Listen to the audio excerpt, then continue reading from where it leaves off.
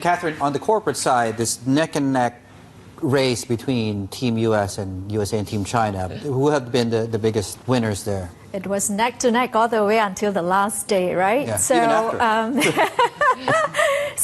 not going to make any comments on women's basketball finals, but I guess, really there was so much, scrutiny, whether it's the brands and really, the attention span, whether even basketball is amazing because that's one of the most popular sports in China. So you actually had attention and people watching, that event itself. And that's actually also going to be good for the advertising revenues for Tencent's Kuaishou and Douyin. And notwithstanding, of course, I would say that, Nike, was also a beneficiary because of the basketball.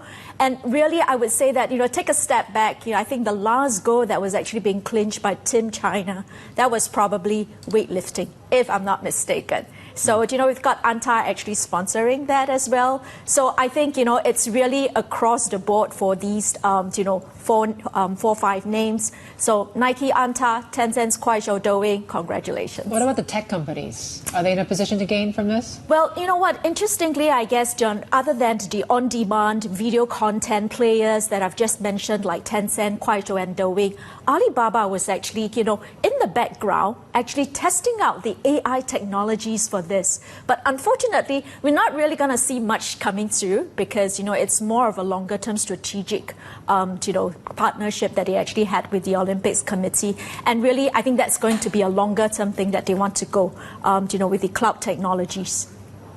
Yeah, Eric, back to you. Is it a coincidence that, the U.S. and China, top of the medal standings, just happen to be the two biggest economies in the world, the two biggest superpowers? Yeah. Is there a correlation between economic might and success? I think that's a strong correlation. If you look at top 10 or even top 20 countries on the list, it's loosely, generally associated with the overall GDP of the economy. So I don't think it's a coincidence. It's basically reflecting that the sports achievement also reflects the comprehensive, economic power of the country. And remember, when did China overtake Germany? I think it's in the 2000. Yeah, it's roughly the same time when China's GDP overtook Germany. So I think that's a very good example of how GDP is important for the sports achievement. And when do we expect China to overtake the U.S.? That probably will happen until China overtake in terms of GDP, right? I think that's and Catherine, while we have you here this week, Alibaba earnings. It's going to be a busy day for you. What are you watching out for the most? Yeah, I guess, busy day, busy week for all those watching tech, whether it's Tencent that's reporting tomorrow, Alibaba and JD.com that's actually reporting on Thursday itself. I think, stepping beyond China, consumption is where it is, as we know. Over the first 6 months of 2024. I think, another area that is actually worth looking at would be the AIDC, the international businesses, because that's where AliExpress was actually sponsoring the UEFA Euro 2024. And of course, there was the cloud part that they've actually played into Olympics as well.